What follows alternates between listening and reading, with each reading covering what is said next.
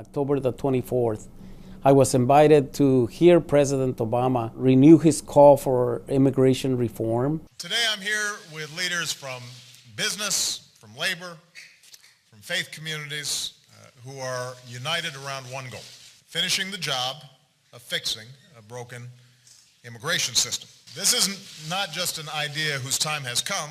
This is an idea whose time has been around for years now.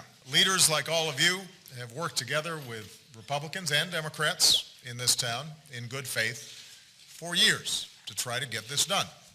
And this is the moment when we should be able to finally get the job done.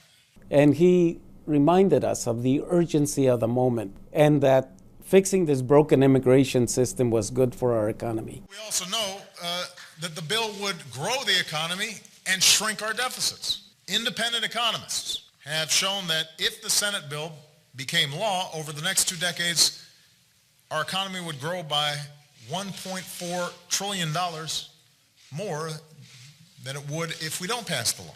So I left the White House energized from having heard the president. And when I walked outside the gates of the White House, I ran into a group of people from Arizona, immigrants, supporters, and community members. And through them, I came face to face with the tragic consequences of this broken immigration system. That this broken immigration system is not just about the economy, it's about human beings.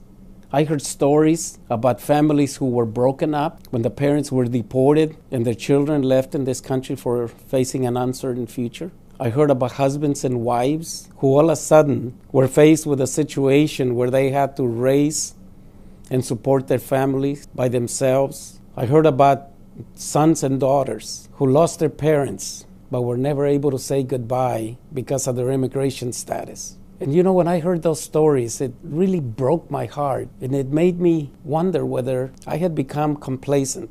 It made me think, what else more could I be doing? Is it that I'm just becoming comfortable with the indifference of this Congress to the human suffering that is endangered by this immigration system? And as I reflected on this, I must say that the answer is yes. And so I decided then that I would participate in the Fast for Families. And this fast, first and foremost for me, is a renewal of my commitment to justice so that no family will ever be faced with the choice of leaving their children behind when they are deported.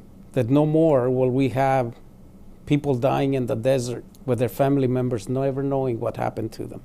I know that there are some very difficult days ahead of me. I know that there will be physical hunger, but you know, there's a stronger hunger that beats in our hearts and our souls and our spirits. Hunger for justice, a hunger for a system that will end once and for all the discrimination and the workplace exploitation faced by immigrants in this country, of the hopelessness of not being able to know that your contributions are recognized and appreciated. I fast not out of anger or despair, but out of faith, hope, and love, because this country continues to be the beacon of hope for millions of people around the world.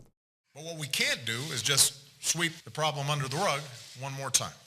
Leave it for somebody else to solve sometime in the future. Rather than create problems, let's prove to the American people that Washington can actually solve some problems. This reform comes as close to anything we've got to a law that will benefit everybody now and far into the future. So let's see if we can get this done. And let's see if we can get it done this year.